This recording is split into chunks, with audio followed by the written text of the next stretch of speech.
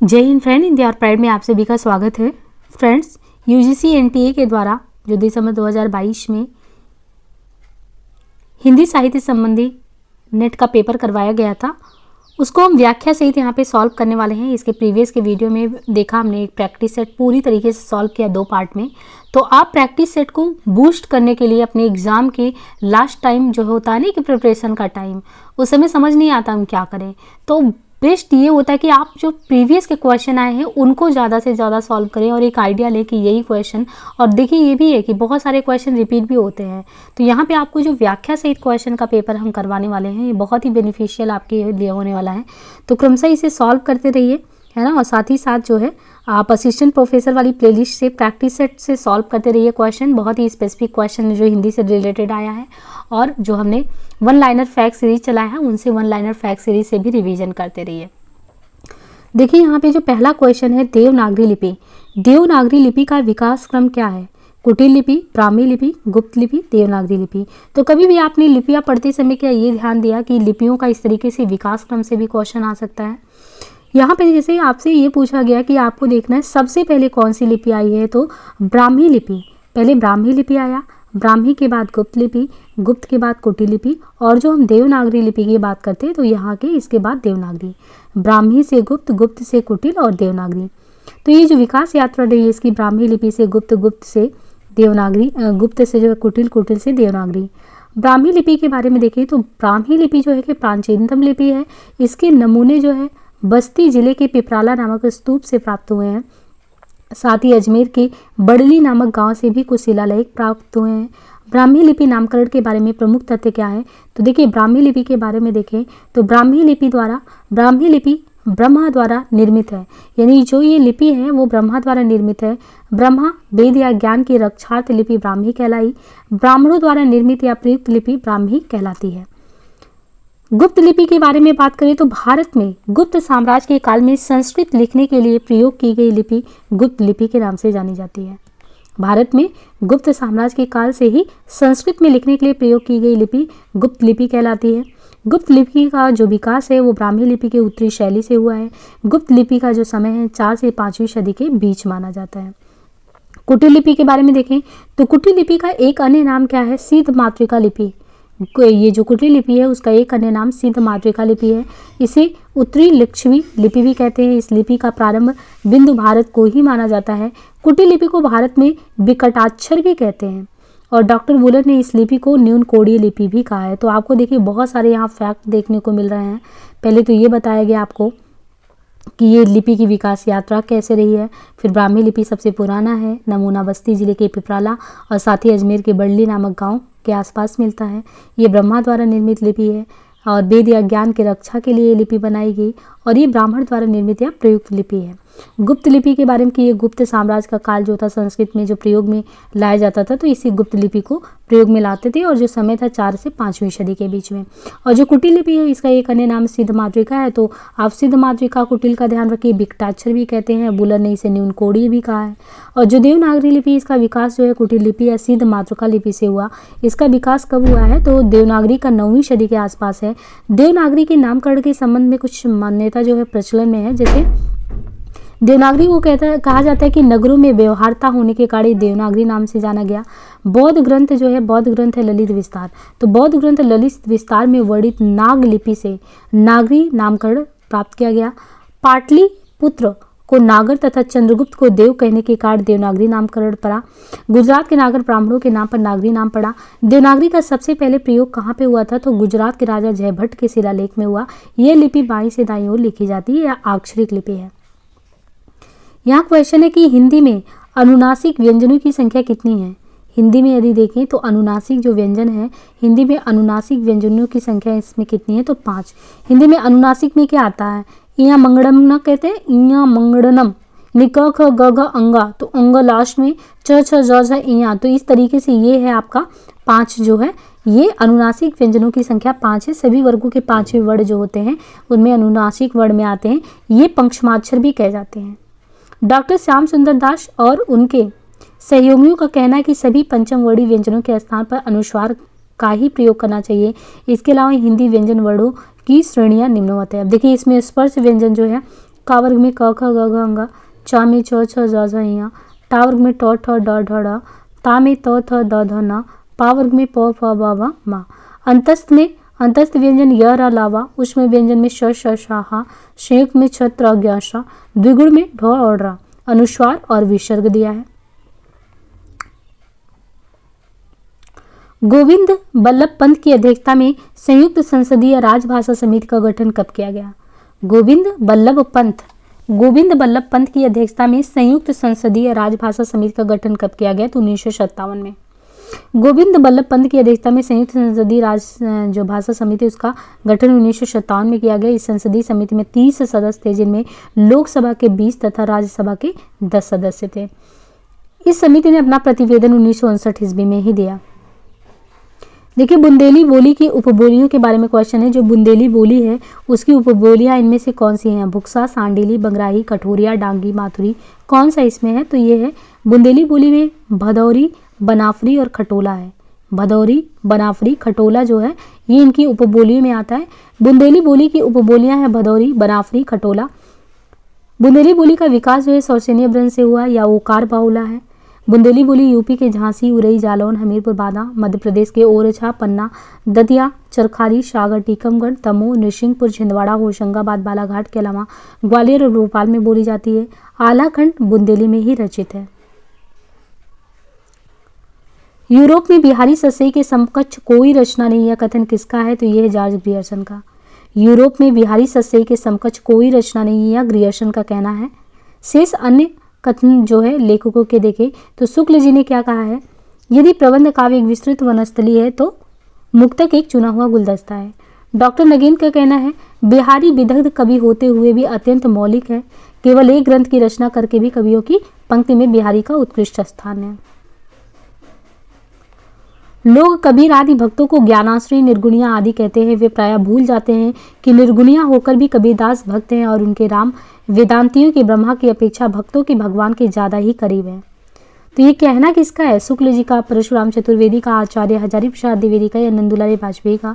तो लोग कबीर आदि भक्तों की ज्ञानाश्रयी और निर्गुणिया आदि कहते हुए प्राय ये भूल जाते कि निर्गुणिया होकर भी कबीरदास भक्त है और उनके राम वेदांतियों के ब्रह्मा की अपेक्षा भक्तों के भगवान ज़्यादा हैं। ये कहना है आचार्य हजारी प्रसाद द्विवेदी का। लोग कबीर आदि भक्तों को ज्ञानाश्रयी, निर्गुणिया आदि कहते हुए प्राय भूल जाते कि निर्गुणिया होकर भी कबीरदास भक्त और उनके राम वेदांतियों के ब्रह्मा की अपेक्षा भक्तों के भगवान ज्यादा हैं। ये कथन है हजारी प्रसाद द्विवेदी का। आचार्य रामचंद्र शुक्ल के अनुसार देखें तो शुक्ल जी कहते हैं कि इसमें कोई संदेह नहीं है कि कबीर ने ठीक मौके पर जनता के उस बड़े भूभाग को संभाला जो नाथ पंथियों के प्रभाव से प्रेम भाव और भक्ति रस से शून्य और शुष्क पड़ता जा रहा था। परशुराम चतुर्वेदी के अनुसार हिंदी वाङ्मय के इतिहास में संत साहित्य का अपना एक विशिष्ट स्थान महत्व है। उसकी सरिता का वह प्रमुख मूल स्रोत है जो उसके आदिकालीन अभ्रंश रूप से निरंतर प्रवाहित होता आया है। नंदुलाल वाजपेयी के अनुसार कबीर महात्मा थे और उनके द्वारा साहित्य में पूत भावनाओं का समावेश हुआ। काव्यतत्व के विचार से उन पूत भावनाओं का उत्कर्ष चाहे अधिक ना हो, पर इससे उनका महत्व किसी प्रकार कम नहीं होता। नई कहानी संदर्भ और प्रकृति पुस्तक के संपादक कौन है? तो ये हैं देवी शंकर अवस्थी। नई कहानी संदर्भ और प्रकृति पुस्तक के संपादक देवी शंकर अवस्थी हैं। शेष दिए गए अन्य लेखक एवं उनकी पुस्तकें निम्नवत हैं। नामोर सिंह कहानी नई कहानी, राजेंद्र यादव कहानी स्वरूप और संवेदना, भैरव गुप्त कहानी एवं नव वर्षांक। महाभारत के अंतिम अंश को आधार बनाकर लिखा गया नाटक कौन सा है? तो अंधा युग। महाभारत के अंतिम अंश को आधार बनाकर लिखा गया नाटक अंधा युग है। यह गीति नाट्य है। इसका प्रकाशन वर्ष 1955 है। इस नाटक के लेखक कौन है? तो नाटक के लेखक हैं धर्मवीर भारती जी। इस नाटक में युद्ध और उसके बाद की समस्याओं का चित्रण किया गया है। इस नाटक का कथानक महाभारत के 18वें दिन से लेकर श्री कृष्ण की मृत्यु तक के समय का वर्णन किया गया है। नदी प्यासी थी धर्मवीर भारती का एक अन्य नाटक है। शेष नाटकों का विवरण निम्नवत है। शक विजय ये 1949 में उदय शंकर भट्ट, पहला राजा 1969 ईस्वी जगदीश चंद्र माथुर का, कोणार्क 1951 में जगदीश चंद्र माथुर।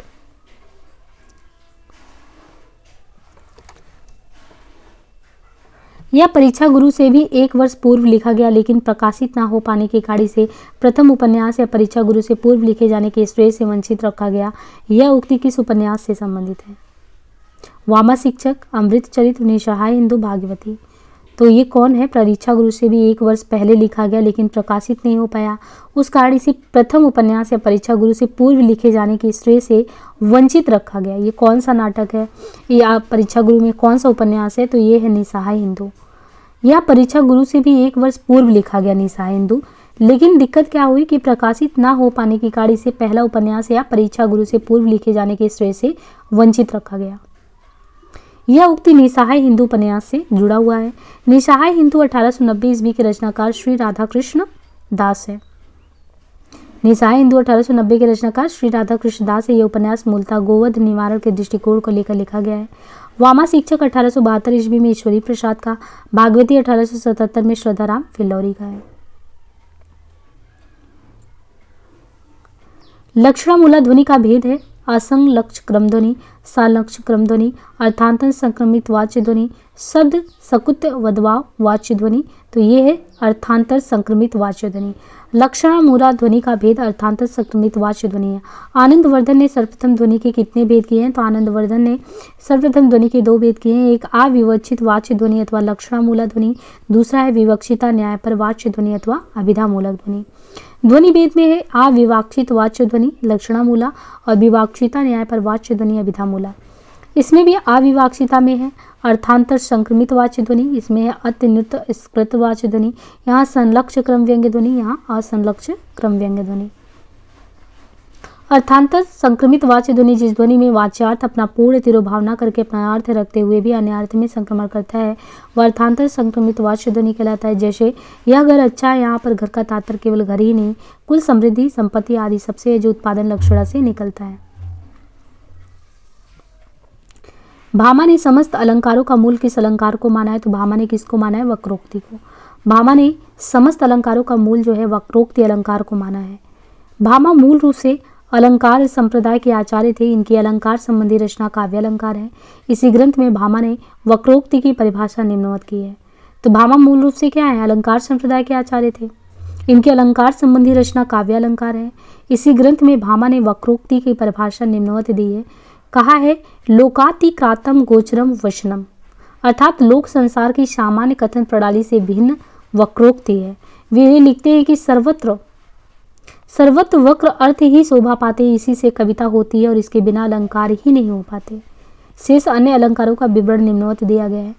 उपमा अलंकार में यह अर्थालंकार का प्रमुख भेद है। उपमा अलंकार वहाँ होता है जहाँ पर किसी वस्तु की रूप गुण संबंधी विशेषता स्पष्ट करने के लिए दूसरी परिचित वस्तु से जिसमें वे विशेषताएं हों अति प्रत्यक्ष उसकी समता की जाती है। उपमा के कुल 4 प्रमुख अंग हैं: उपमेय, उपमान, वाचक, शब्द और धर्म। जैसे पीपर अपात सरिसमन डोला। रूपक अलंकार में देखिए रूपक क्या होता है? उपमेय पर उपमान का भेद रहित आरोप। उपमेय पर उपमान का भेद रहित आरोप ही रूपक है। जैसे उदित उदयागिरी मंच पर रघुवर बाल पतंग, बिकसे संत सरोज सा हर्षे लोचन भृंग। यमक अलंकार यह शब्दालंकार का एक प्रमुख भेद है। जहाँ पर शब्द की अनेक बार भिन्न अर्थों में आवृत्ति होती है वहाँ पर यमक होता है। तो परवारो उर्वशी शुन राधिके सुजान, तू मोहन के उर्वशी उर्वशी समान। श्रीमती एनी बेसेंट का भारत आगमन किस वर्ष हुआ? 1885 में, 1893 में, 1879 या 1882 में? तो ये है 1893। श्रीमती एनी बेसेंट का भारत आगमन 1893 ईस्वी में हुआ था। इनका ज़्यादातर समय बनारस काशी में ही बीता बेसेंट जी का। सन 1907 ईस्वी में थियोसोफिकल सोसाइटी की अध्यक्षा बनती है। इनका एक कहना ये प्रसिद्ध है कि यह अत्यंत अमानवीय कानून है जिसने बच्चों को उनकी माँ से अलग करवा दिया है। मैं अपने दुखों का निवारण दूसरों के दुख दूर करके करूँगी और सब अनाथ माँ सहाय बच्चों की मैं माँ बनूंगी। इनका जन्म लंदन शहर में 1847 में हुआ। एनी बेसेंट 1917 ईस्वी में भारतीय राष्ट्रीय कांग्रेस की अध्यक्षा भी बनी। निम्नलिखित में से किस चिंतक ने धर्म को शास्त्रार्थ का विषय न मानकर उसके मूल तत्व को अपने जीवन में अपनाकर विश्व को संदेश दिया था? तो इनमें से वो कौन थे? तो वो थे रामकृष्ण परमहंस जी। प्रसिद्ध चिंतक एवं संत रामकृष्ण परमहंस ने धर्म को ये नहीं कहा कि धर्म एक चर्चा का विषय है, शास्त्रार्थ का विषय। उन्होंने कहा नहीं, इसको जीवन में अपनाते हैं और विश्व को एक नया संदेश देते हैं। उनका जन्म बंगाल के कामार पुकर गांव में हुआ। इनके बचपन का नाम गदाधर था। रामकृष्ण कहते थे कि कामिनी कंचन ईश्वर प्राप्ति के सबसे बड़े बाधक है। शेष अन्य समाज सुधारकों में देखिए राजा राम मोहन राय, ब्रह्म समाज 1828, स्वामी दयानंद आर्य समाज 75 में, केशव चंद्र प्रार्थना समाज 67 में, देवेंद्र ठाकुर तत्वबोधनी 1839 में, ज्योतिबा फुले सत्यशोधक 73 में।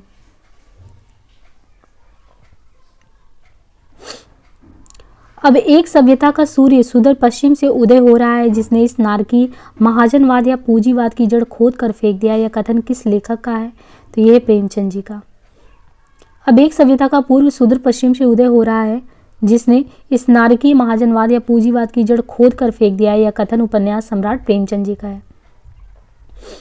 अव्यक्त की अभिव्यक्ति जगत है, अतः कविता अभिव्यक्ति ही अभिव्यक्ति है, शुक्ल जी का कहना है। अंतःकरण की वृत्तियों के चित्र का नाम कवित्व है, ये महावीर प्रसाद द्विवेदी जी का कहना है। हिंदी का पहला दैनिक समाचार पत्र कौन सा है? तो हिंदी का पहला दैनिक समाचार पत्र इनमें से कौन सा है? समाचार सुधावर्षण। समाचार सुधावर्षण हिंदी का पहला दैनिक समाचार पत्र है। क्या नाम है इसका? समाचार सुधावर्षण। ये हिंदी का पहला दैनिक समाचार पत्र है। इसका संपादन श्याम सुंदर सेन ने किया। इसका प्रकाशन 1854 में कलकत्ता से हुआ था। अन्य समाचार पत्र यहाँ पे क्रमशः दिए गए हैं, जैसे समाचार पत्रों में बनारस अखबार राजा शिव प्रसाद सिंह के द्वारा साप्ताहिक था और 1845 से स्थान है काशी। तो बनारस अखबार राजा शिव प्रसाद सिंह साप्ताहिक 1845 काशी से अवध निकलता था। ये मुंशी नवल किशोर संपादक थे अवध के। दैनिक और 1858 लखनऊ से। उद्दंड मार्तंड जुगल किशोर साप्ताहिक था 1826 समय है कलकत्ता से। बंगदूत राजा राम मोहन राय साप्ताहिक था 29 से कलकत्ता। प्रजाहितैषी राजा लक्ष्मण सिंह 55 आगरा।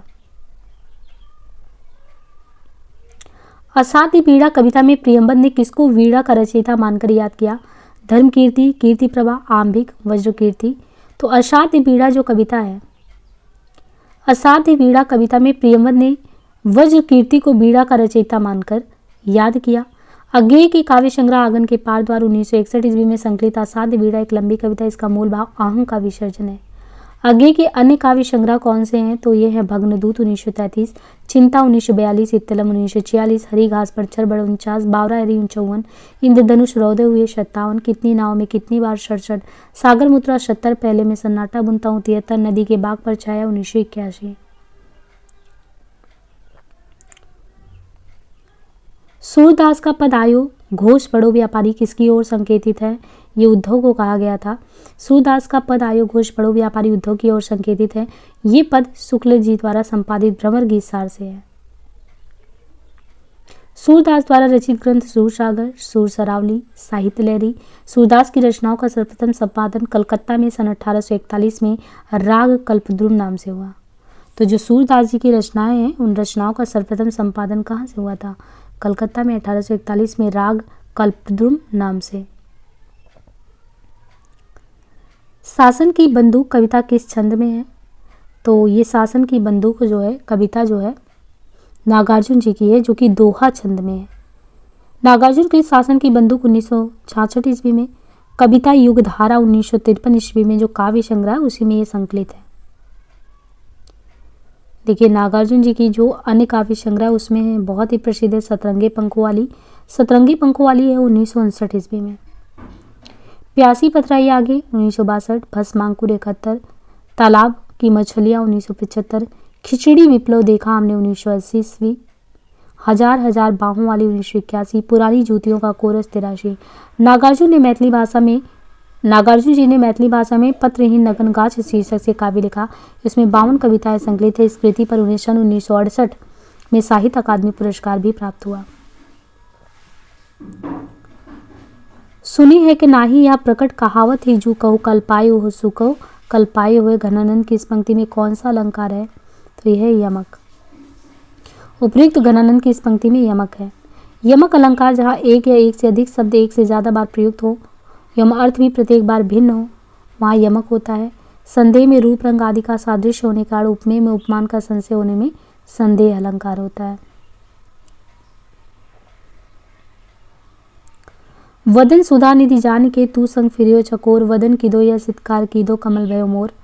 भ्रांतिमान में रूप रंग कर्म आदि की समानता के कारण जहाँ भ्रम उत्पन्न हो, परित भ्रमर सुख टूंड पर भ्रमत धरी कुसुम पलाश। श्लेष में जहाँ एक शब्द के साथ अनेक अर्थ चिपके हो, मेरी भवबाधा हरो। सभी संथालु को दामुल हौज हो गया। मैला आंचल उपन्यास के इस वाक्य में दामुल हौज का क्या मतलब है? 10 दहेजा, ईश्वरी प्रकोप, आजीवन कारावास। तो दामुल हौज का मतलब इसमें आजीवन कारावास है। देखिए कितनी बारीकी से इन्हें पढ़ना होगा कि एकदम बीच से उठा के दिया है क्वेश्चन कि मैला आंचल उपन्यास के इस वाक्य में दामुल हौज का मतलब आजीवन कारावास। ये मैला आंचल जो है 1954 में रचित रचना रेणु जी का है। पूर्णिया जिले के मेरीगंज गांव की कथा है। और इस उपन्यास के अलावा जो इनके द्वारा प्रमुख उपन्यास में परती पर कथा लिखा गया 1957 में, दीर्घ तपा इनके द्वारा है 1963 में। तो परती पर कथा 57 में, दीर्घ तपा 1963 में, जुलूस 1965 में, कितने चौराहे 1966 में, पलटू बाबू रोड 1979 में, राम रतन राय 1971 में। जैसे जैसे उच्च स्तरीय वर्ग में गबन, धोखाधड़ी, भ्रष्टाचार और वंशवाद अपनी जड़ें मजबूत करता जाता है, वैसे वैसे यह उपन्यास और ज़्यादा प्रासंगिक होता जा रहा है। कथन किस उपन्यास के लिए और किस उपन्यासकार ने पुनर्प्रकाशन की भूमिका में लिखा था? तो ये जो है जैसे उच्च स्तरीय में चोरी वगैरह, धोखाधड़ी, भ्रष्टाचार, ये राग दरबारी के लिए लिखा गया था कि जैसे जैसे उच्च स्तरीय वर्ग में गबन, धोखाधड़ी ये सब बढ़ रहा है, वैसे वैसे यह उपन्यास और ज़्यादा प्रासंगिक हो रहा है। यह कथन राग दरबारी उपन्यास के लिए उसके उपन्यासकार ने पुनर्प्रकाशन की भूमिका में लिखा। श्रीलाल शुक्ल का जो राग दरबारी उपन्यास का प्रकाशन 1968 ईस्वी में हुआ। इनके अन्य उपन्यास हैं सूनी घाटी का सूरज 1957 में, अज्ञातवास 1962 में, सीमाएं टूटती है 73 में, माकान 1976 में, पहला पड़ाव 1976 में, विश्रामपुर का संत 1998 में। मनु भंडारी जी के उपन्यास में आपका बंटी 1971, महाभोज 1979, काशीनाथ सिंह के उपन्यास काशी काशी, अपना मोर्चा, रेहन परगु, महुआ चरित है। दूधनाथ सिंह के उपन्यास में आखिरी कलाम, निष्कासन, नमो अंधकारम आदि है।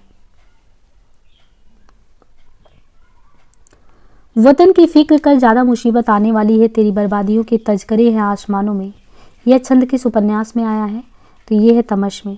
वतन की फिक्र कर ज्यादा मुसीबत आने वाली है, तेरी बर्बादियों के तजकरे हैं आसमानों में, ये तमस में है। भीष्म साहनी के द्वारा जो तमश उपन्यास 1973 ईस्वी में भारत विभाजन की सांप्रदायिक जो विभीषिका है उसकी त्रासदी का अंकन करता है। इनके द्वारा जो और उपन्यास उसमें झरोखे 1967 में है, कड़िया 1970 में है, बसंती 1980 में है, मैया दास की माड़ी 1988 में है, कुंतो 1993 में, नीलू नीलमा नीलोफर 2000 में है। जबकि झूठा सच यशपाल जी का है, जिंदगी नामा कृष्णा सोपती का है, राग दरबारी श्रीलाल शुक्ल जी का है।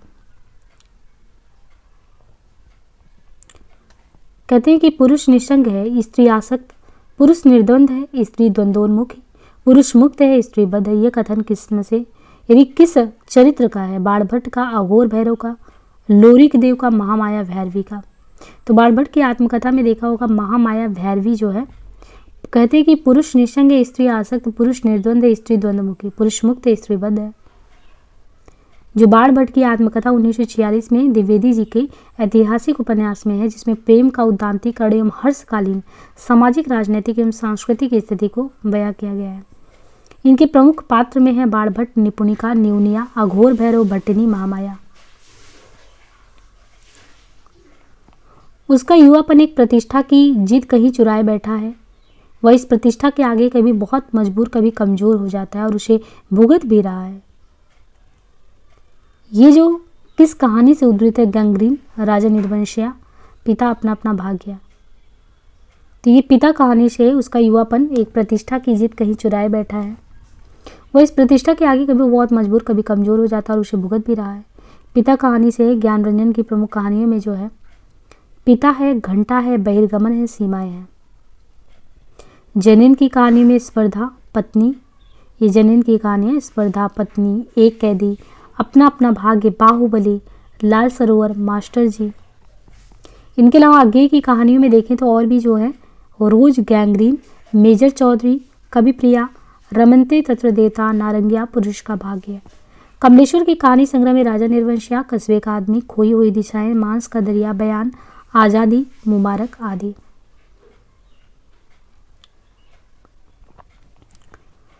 माँ के हाथ की बनी कौन सी कला को देखकर चीफ प्रसन्न हो गया? तो ये था फुलवारी। माँ के हाथ की बनी फुलवारी कला को देखकर चीफ प्रसन्न हो गया। भीष्म साहनी के चीफ की दावत कहानी का मुख्य उद्देश्य मध्यम वर्गीय लोगों की मानसिकता और बदलते संबंधों की विडंबना का वास्तविक चित्रण करना है। इनके और प्रमुख कहानी संग्रहों में भाग्य रेखा 1953 में, पहला पार्ट 1957 में, भटकती राख 1966 ईस्वी, पटरिया 1973, वांगचू 1978, शोभा यात्रा 1981, निशाचर 1983, पाली 1989, डायन 1998। निम्नांकित में से कौन सा गीत तीसरी कसम कहानी में नहीं है? जो तीसरी कसम कहानी है उसमें कौन सा गीत नहीं है? नान्ही नान्ही दतवा, पातर ठोरवा छटके जैसन बिजलिया, जय मैया सरस्वती, अर्जी करत बानी हमरा पर होखू सहाय ये मैया, नुनवा चटाई काहे ना मारली सौर। तो देखिए यहाँ पे जो तीसरी कसम उसमें काफ़ी गीत आए, उन गीतों से भी क्वेश्चन है कि कौन सा नहीं है। तो जैसे नान्ही नान्ही दतवा पातर ये नहीं है, और बाकी देखिए यहाँ पे दिया गया है जैसे जय मैया सरस्वती अर्जी करत बानी ये भी है, नुनवा चटाई काहे नाई मराली सॉरी ये भी है, सजन रे झूठ मत बोल ये भी है ना। तो ये तीसरी कसम और मारे गए गुलफाम, ठेस, पंचलाइट, रसप्रिया, लाल पान की बेगम, तीन बिंदिया, फणीश्वरनाथ रेणु जी की कहानियां हैं। सिद्धों और नागपंथी योगियों के चिंतन का विवेचन करते हुए कसन किसने कहा था कि उनकी रचनाओं का जीवन की स्वाभाविक साड़ियों, अनुभूतियों और दशाओं से कोई संबंध नहीं था? ये शुक्ल जी ने कहा था कि सिद्ध और नागपंथी योगियों के चिंतन का जो विवेचन करते हुए शुक्ल जी कहते हैं कि उनकी रचनाओं का जीवन से कोई जुड़ाव नहीं था। द्विवेदी जी कहते हैं कि शंकराचार्य के बाद इतना प्रभावशाली और इतना महिमान्वित भारतवर्ष में दूसरा नहीं हुआ। भारतवर्ष के कोने कोने में उनके अनुयायी आज भी हैं। भक्ति आंदोलन के पूर्व सबसे शक्तिशाली धार्मिक आंदोलन गोरखनाथ का भक्ति मार्ग ही था। गोरखनाथ ने अपने युग के सबसे बड़े गोरखनाथ जी जो देवता थे।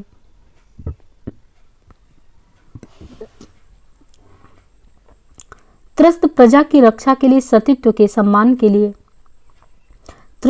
प्रजा की रक्षा के लिए, सतीत्व के सम्मान के लिए, देवता ब्राह्मण और गौ की मर्यादा में विश्वास के लिए, आतंक से प्रकृति को आश्वासन देने के लिए आपको अपने अधिकार का उपयोग करना होगा। स्कंदगुप्त नाटक में यह संवाद किसके द्वारा कहा गया है? तो ये पर्णदत्त के द्वारा कहा गया है कि जो त्रस्त प्रजा की रक्षा है, सतीत्व का सम्मान है, उन सब के लिए आपको आगे आना पड़ेगा। स्कंदगुप्त नाटक जो कि 1928 में प्रसाद जी का नाटक है, इसमें प्रमुख पात्र में है पृथ्वीसेन, स्कंदगुप्त, भट्टारक, बंधुवर्मा, महादंड नायक, पुरुगुप्त, कुमारगुप्त, देवसेना, विजया, मातृगुप्त, सर्वनाग, देवकी, अनंत देवी, जयमाला, खिंगिल, मुदगल आदि। इनके द्वारा सज्जन, कल्याणी, परिणय, राजश्री, अजातशत्रु, चंद्रगुप्त, द्रुस्वामिनी ये सभी नाटक हैं। निम्नलिखित में से कौन सा पात्र चंद्रगुप्त नाटक से जुड़ा नहीं है? एलिस, जयमाला, लीला, नीला। तो इसमें कौन नहीं है? जयमाला। जयमाला चंद्रगुप्त नाटक से संबंधित पात्र नहीं है, जबकि एलिस, लीला तथा नीला चंद्रगुप्त नाटक से जुड़े हुए पात्र हैं। प्रसाद कृत जो चंद्रगुप्त 1931 ईस्वी में नाटक का कथानक प्रसिद्ध ऐतिहासिक घटना, अलछेंद्र का आक्रमण, नंदवंश का नाश, सेल्यूकस का पराभव चंद्रगुप्त की प्रतिष्ठा के आधार पर निर्मित है। नाटक के प्रमुख पात्रों में देखें तो चंद्रगुप्त, चाणक्य, सक्टार, सिंहड़, आंबिक, राक्षस, पर्वतक, ये देखिए सभी पात्रों के नाम दिए हैं। Chandragupta, Chanakya, सक्टार, सिंहड़, Ambhik, Rakshas, Pravartak, Seleucus, Cornelia, Kalyani, Alice, Malvika, Alka, Suvasini. एक निर्देशक की दृश्य आधे अधूरे मुझे समकालीन जिंदगी का पहला सार्थक हिंदी नाटक लगता है, ये किसने कहा था? कि आधे अधूरे जो है मुझे समकालीन जिंदगी का पहला और सार्थक लगता है, ये ओम शिवपुरी का कहना है। आधे अधूरे 1969 में नाटक मोहन राकेश जी का।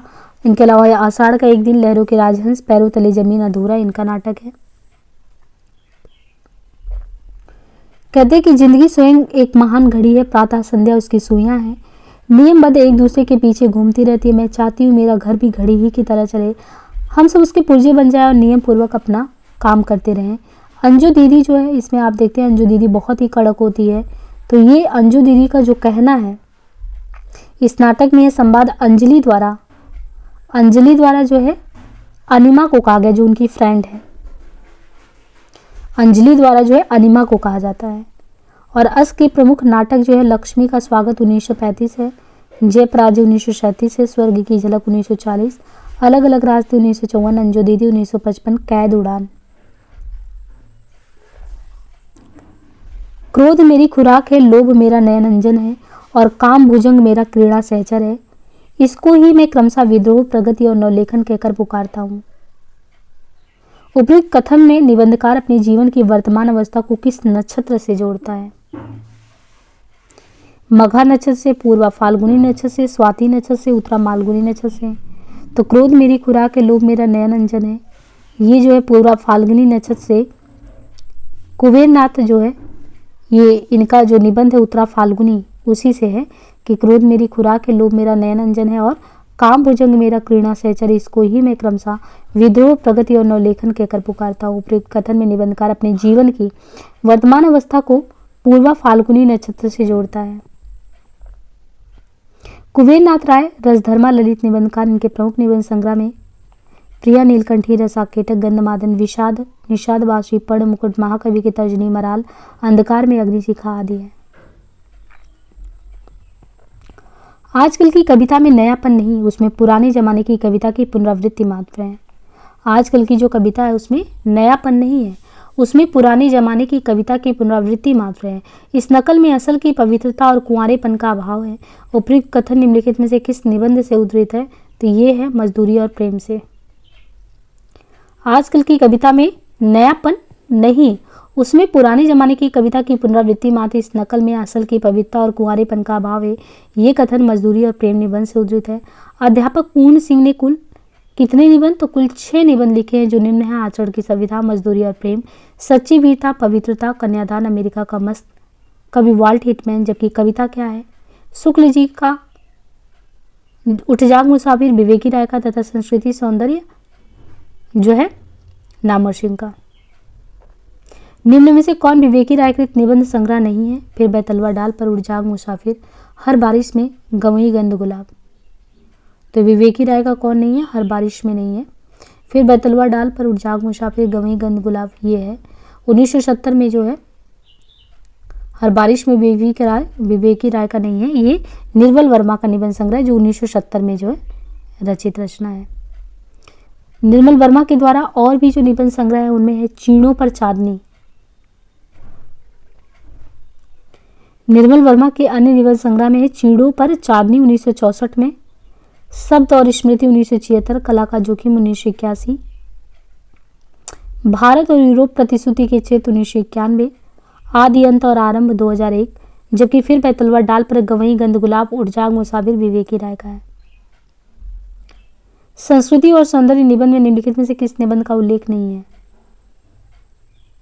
इसमें जो है अशोक के फूल, विचार वितर्क, मेघदूत, एक पुरानी कहानी, इन सब का उल्लेख है, लेकिन शिरीष के फूल का उल्लेख नहीं है। संस्कृति और सौंदर्य निबंध में शिरीष के फूल निबंध का उल्लेख नहीं है, जबकि अशोक के फूल, विचार और वितर्क तथा मेघदूत, एक पुरानी कहानी, आचार्य हजारी प्रसाद द्वारा रचित निबंध का उल्लेख इसमें है। भारतेंदु मंडल के लेखकों की चर्चा करते हुए रामचंद्र शुक्ल निबंध के लिए निम्न में से किस पद का प्रयोग नहीं करते? ललित गद्य का प्रयोग नहीं करते, बाकी निबंध का, लेख का, गद्य प्रबंध का, इन सब का करते हैं।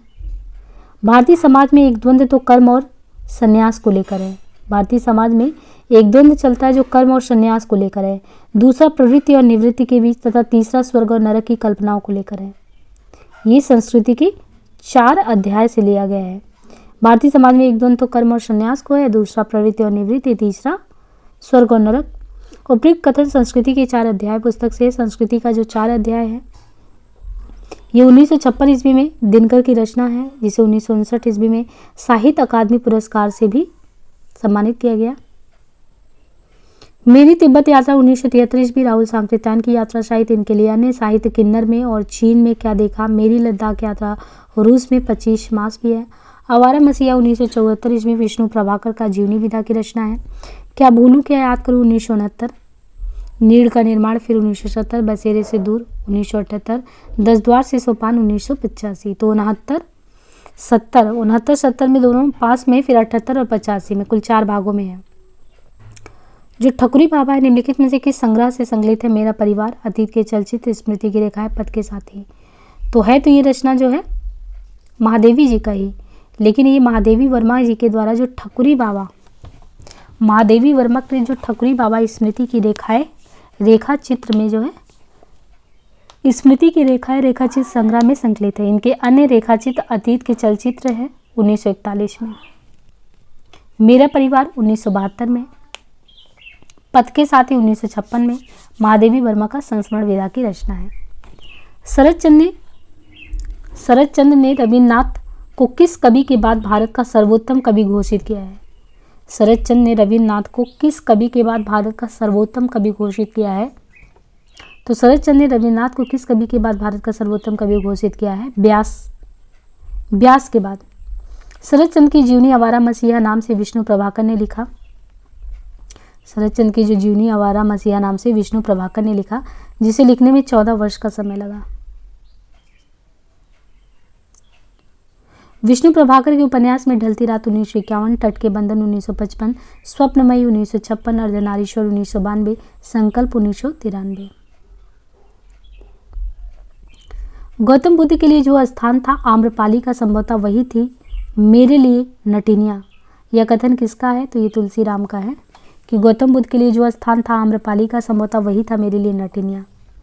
तुलसी राम का ये कथन है। दलित आत्मकथाकार तुलसी राम ने अपनी आत्मकथा 2 भागों में लिखा है। एक तो इनका है मुर्दैया 2010 में पहला भाग, दूसरा मणिकर्का करके 2013 में।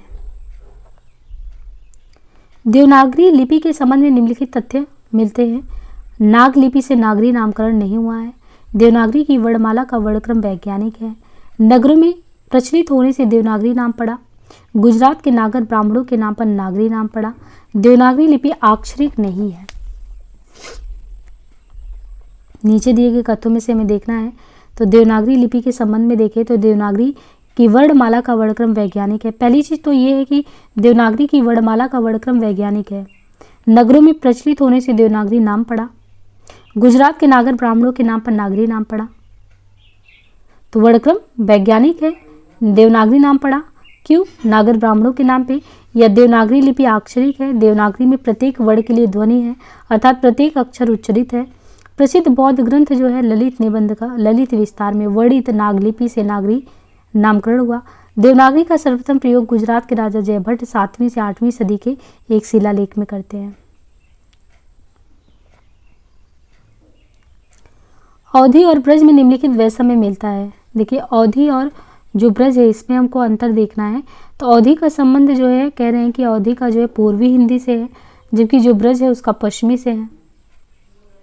अवधि में ए ओ स्वर का उच्चारण ऐ औ के रूप में होता है, किंतु ब्रज में ये स्वर ऐ औ के रूप में होता है। ध्वनि के स्तर पर अवधि अकारांत है जबकि ब्रज उकारांत है। अवधि में छत पूरक दीर्घीकरण की प्रवृत्ति ज़्यादा है, ब्रज में कम है।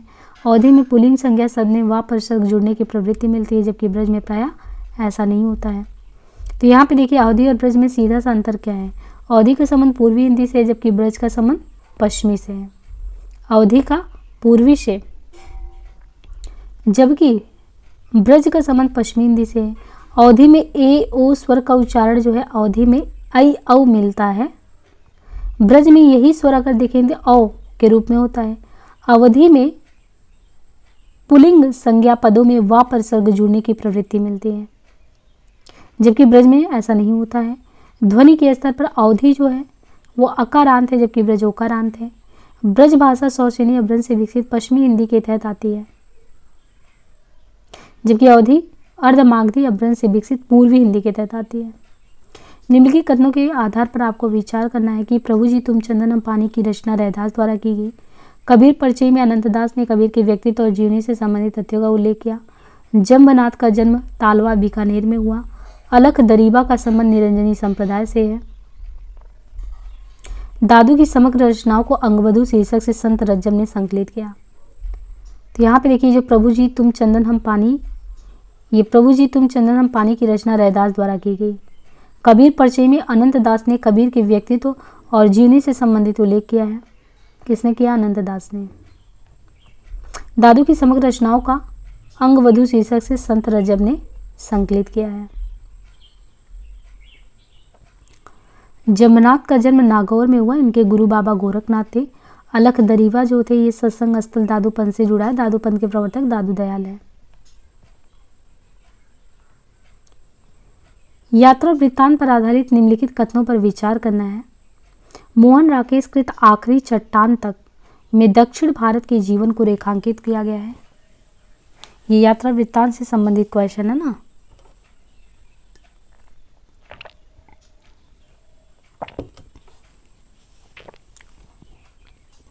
तो क्वेश्चन कह रहा है कि मोहन राकेश की जो कृत आखिरी चट्टान तक में दक्षिण भारत के जीवन को रेखांकित किया गया है। रघुवंश की हरी घाटी में रांची हजारीबाग के आसपास के प्रदेशों का चित्रण हुआ है। गगनगिल कृत आवाक में पश्चिमी घाट की प्राकृतिक सुषमा का वर्णन मिलता है। यात्री के उपनाम से मशहूर नागार्जुन ने घुमक्कड़ सास नामक पुस्तक की रचना की। निर्मल वर्मा की यात्रा वृत्तांत चीड़ों की चांदनी में आइसलैंड का उल्लेख मिलता है। तो यहाँ पे देखिए क्रमशः यात्रा वृत्तांत पर आधारित निम्नलिखित कथन सही है। मोहन राकेश के द्वारा जो आखिरी चट्टान तक ये दक्षिण भारत के जीवन को रेखांकित करता है। रघुवंश की हरी घाटी में रांची हजारीबाग के आसपास के प्रदेशों का चित्रण हुआ है। निर्मल वर्मा की यात्रा वृत्तांत, निर्मल वर्मा का यात्रा वृत्तांत चीड़ों की चांदनी है, उसमें आइसलैंड का उल्लेख मिलता है। गगनगिल के द्वारा आवाक में कैलाश मानसरोवर यात्रा का विवरण मिलता है। नागार्जुन संस्कृत और मैथिली में यात्री नाम से कविताएं लिखते थे। घुमक्कड़ सास राहुल सांकृत्यायन द्वारा रचित यात्रा वृत्तांत है। नाटक और रंगमंच से संबंधित निम्न तथ्यों पर विचार करना है। तो नाटक और रंगमंच से संबंधित क्या कहते हैं कि अस्क का नाटक जो कैद है वो काफी मंचित हुआ, जिसके परिवर्धित नवीन रूप को बाद में लौटता हुआ दिन के नाम से प्रस्तुत किया गया। पुराण कथा का आधुनिक उपयोग जगदीश चंद्र माथुर के पहला राजा में अत्यंत सृजनात्मक रूप में हुआ। प्रसाद का अंतिम नाटक स्कंदगुप्त है। प्रसाद का नाटक ध्रुवस्वामिनी और भुवनेश्वर का नाटक प्रतिभा का विवाह एक ही वर्ष में प्रकाशित हुआ। भुवनेश्वर के नाटकों में प्रेम संबंधों की पवित्रता एवं कोमलता तथा प्रसाद में प्रेम संबंधी मान्यताओं का सहज तिरस्कार मिलता है। अब इसमें देखिए आपको एक क्वेश्चन है, 5 कथन दिया है और बहुत ही ठोस क्वेश्चन बनता है, एकदम सॉलिड क्वेश्चन है। तो ये नाटक और रंगमंच से संबंधित जो है क्वेश्चन बनाया गया है कि अस्क का जो नाटक है कैद वो काफ़ी मंचित हुआ, जिसके परिवर्धित नवीन रूप को बाद में जो है लौटता हुआ दिन के नाम से प्रस्तुत किया गया। बच्चन सिंह के अनुसार अस्क, ये बच्चन सिंह का उनके अकॉर्डिंग है कि अस्क पहले नाटककार हैं जिन्होंने हिंदी नाटक को रंगमंच से जोड़ दिया और उसे रोमांस के कटघरे से निकालकर आधुनिक भावभोज से जोड़ दिया। पुराण कथा का आधुनिक उपयोग जगदीश चंद्र माथुर के पहला राजा 1969 ईस्वी में अत्यंत सृजनात्मक ढंग से मिलता है। इस नाटक के संदर्भ में लेखक की युक्ति यह नाटक न पौराणिक है, न ऐतिहासिक, न यथार्थवादी, यह तो एक मॉडर्न एलिगोरी है, आधुनिक अनुयुक्ति का मंचीय रूप। प्रसाद का नाटक है ध्रुवस्वामिनी और भुवनेश्वर का नाटक है प्रतिभा का विवाह। इनका ध्रुवस्वामिनी उनका है प्रतिभा का विवाह। ये दोनों नाटक एक ही वर्ष 1933 में लिखा गया था। ध्रुवस्वामिनी भी 1933 में और प्रतिभा का विवाह भी। प्रसाद का प्रथम नाटक सज्जन, पहला नाटक 1910 में, अंतिम ध्रुवस्वामिनी 1933 में। और अन्य नाटकों में कल्याणी परिणय 1912, विशाख 1921, अजातशत्रु 1922, जन्मेजय का नागयज्ञ 26, कामना 27, स्कंदगुप्त 28, चंद्रगुप्त 31।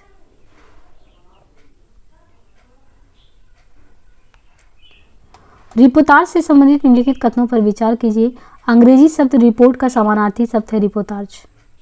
यह अंग्रेजी शब्द रिपोर्ट का समानार्थी शब्द है रिपोर्टाज। इस रचना विधा का प्रादुर्भाव प्रथम विश्व युद्ध के समय हुआ था। रिपोर्ट, ये जो रिपोर्ट या रिपोर्टाज आया हुआ है, तो कह रहे हैं कि इस रचना विधा का प्रादुर्भाव प्रथम विश्व युद्ध के समय हुआ था। इलिया हेरेनबुर्ग ने रिपोर्टाज के कुशल लेखक के रूप में सर्वाधिक प्रतिष्ठा प्राप्त की। हिंदी में रिपोर्टाज लेखन की परंपरा शिवदान सिंह चौहान की लक्ष्मीपुरा रूपाव दिसंबर 1938 से शुरू हुई।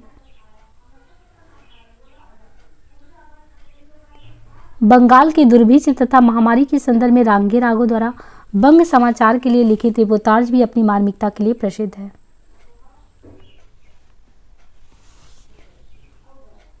नीचे दिए गए विकल्पों में से सबसे उपयुक्त उत्तर क्या है? तो रिपोर्टाज से संबंधित देखें तो अंग्रेजी शब्द रिपोर्ट का समानार्थी शब्द रिपोर्टाज है। इलिया हेरेनबुर्ग ने रिपोर्टाज के कुशल लेखक के रूप में सर्वाधिक प्रतिष्ठा प्राप्त की। हिंदी में रिपोर्टाज लेखन की परंपरा शिवदान सिंह चौहान की रचना लक्ष्मीपुरा रूपाव दिसंबर 1938 से शुरू हुई।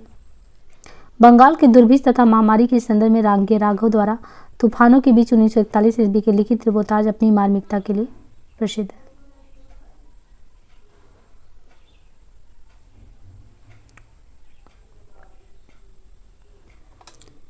रिपोर्टाज फ्रांसीसी शब्द गद्यविधा के रूप में इसका आविर्भाव सेकेंड वर्ल्ड वार के समय हुआ। रिपोर्टाज शैली में चंडी प्रसाद सिंह लिखित युवराज की यात्रा 1897 ईस्वी प्रिंस ऑफ वेल्स की भारत यात्रा का विस्तृत और ब्यौरेवार वर्णन है। निम्नलिखित कथनों पर विचार करते हुए सही कथन बताना है। नई समीक्षा काव्य के निरपेक्ष अस्तित्व को स्वीकार करती है। नई समीक्षा का आरंभ 19वीं सदी में ब्रिटेन में हुआ। इस नाम का सर्वप्रथम प्रयोग एलन टेट ने किया। इलियट का मानना है कि केवल अतीत ही वर्तमान के रूप को मर्यादित नहीं करता, वर्तमान भी अतीत को प्रभावित करता है। इलियट के अनुसार कवि का मन असंख्य भावनाओं, पदावलियों, बिंबों के ग्रहण एवं संचयन से निमित्त एक आधान पात्र की भांति होता है। वर्ड्सवर्थ ने कविता में भावना के स्थान पर कथानक का महत्व स्थापित किया है। तो यहाँ पे देखिए, निम्नलिखित में से अगर देखें तो नई समीक्षा काव्य के निरपेक्ष अस्तित्व को स्वीकार करती है। इलियट का मानना है कि केवल अतीत ही वर्तमान के रूप को मर्यादित नहीं करता, वर्तमान भी अतीत को करता है। इलियट के अनुसार कवि का मन असंख्य भावनाओं, पदावलियों, बिंबों के ग्रहण एवं संचयन के निमित्त एक आधान पात्र की भांति होता है।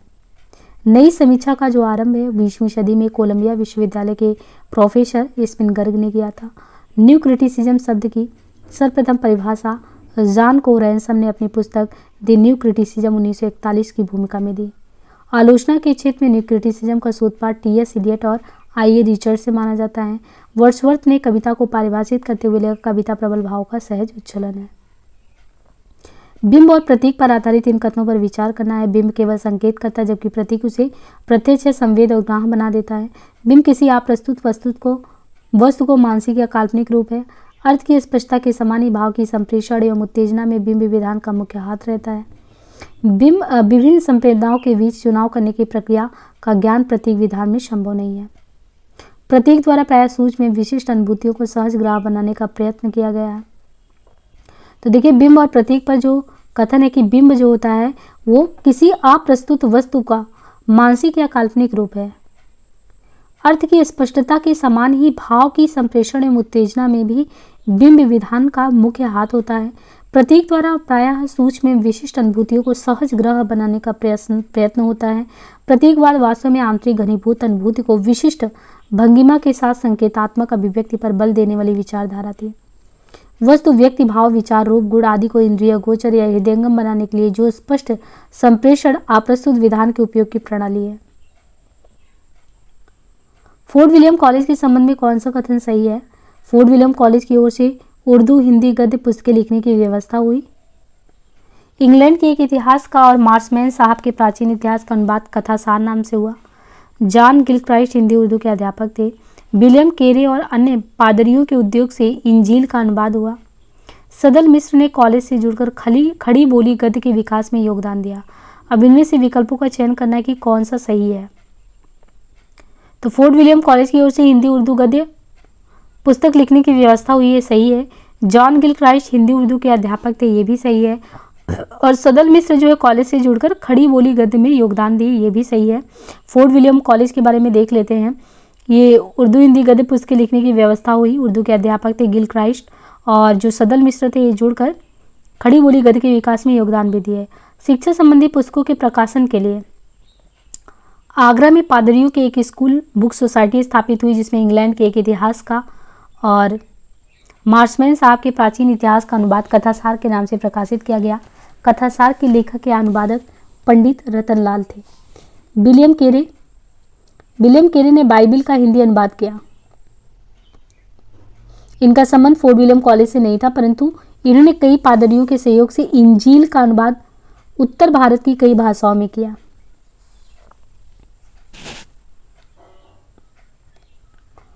राम मोहन राय के संबंध में बताना है। ये जो राम मोहन राय थे वे बहुदेववादी कर्मकांडों के समर्थक थे। वे भारत में राष्ट्रीय पत्रकारिता के संस्थापक थे। वे ईसाई धर्म की नैतिक प्रणाली से प्रभावित थे। वे स्वयं को वेदांती मानते थे। वे मूलतः युक्तिवादी और नैतिकतावादी धर्म के अनुयायी बने रहे। तो राजा राम मोहन राय के बारे में देखें तो कथन जो है वे भारत में राष्ट्रीय पत्रकारिता के वाहक थे, ये भी सही है। ईसाई धर्म की जो नैतिक प्रणाली थी उससे प्रभावित थे और वो नैतिकतावादी धर्म को मानने वाले थे। तो राजा राम मोहन राय जो थे वो भारत में जो है राष्ट्रीय पत्रकारिता के संस्थापक थे। वे ईसाई धर्म की नैतिक प्रणाली से प्रभावित थे। वे मूलतः युक्तिवादी और नैतिकतावादी धर्मानुयायी बने रहे। आधुनिक भारत की नींव पर पहला पत्थर राजा राम मोहन राय ने ही रखा। इसी के संदर्भ में ही उन्होंने 1828 में ब्रह्म समाज की स्थापना भी की। तो कुल हमने 50 क्वेश्चन जो है इस टेस्ट से सॉल्व किए। 100 क्वेश्चन होते हैं तो हम व्याख्या सहित करा रहे हैं, तो काफ़ी लेंदी वीडियो हो जाएगा। तो बहुत ही धैर्य के साथ आप 50 क्वेश्चन को सॉल्व करिए, व्याख्या को सुनिए। बाकी फिर इसके नेक्स्ट पार्ट में आप अगले 50 क्वेश्चन को करिए। और इस जो है टेस्ट को ज़रूर आप सॉल्व करके जाइए। डिस्क्रिप्शन में लिंक प्रोवाइड किया गया है टेलीग्राम का, वहाँ से आप ज़रूर दोस्त कनेक्ट हों, है ना, और अपनी जो तैयारी उसको बूस्ट करें। आज के लिए इतना ही, मिलते हैं नेक्स्ट पार्ट में। धन्यवाद।